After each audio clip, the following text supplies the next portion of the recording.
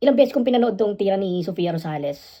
A billiard match na sinasabi nilang 1.1 million pesos daw ang pusta, and iniisip ko talagang may better shots or easier shots siyang dapat ginawa para dito. Panoorin muna natin para maintindihan mo. Nakikita mo, straight yung angle nung cue ball and 7 going dun sa bottom left pocket. Pero ang ginawa niya, binatak niya yung bola. Pause muna natin. So nakikita mo dyan kung ano yung naging preparation niya sa 8, no? Malayo and may angulo pa.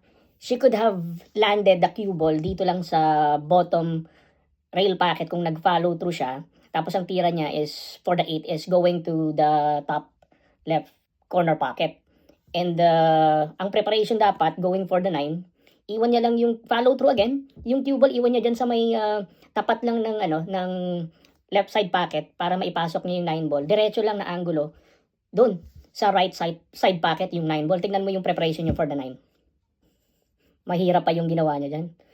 Anyway, so kapag yung 9 ball going to the right side pocket, it's another follow through lang ulit eh. Pwede niyang iwan yung bola dyan sa tapat ng right side pocket, and she could have an easier shot once again for the 10 ball going dito sa lower left corner pocket.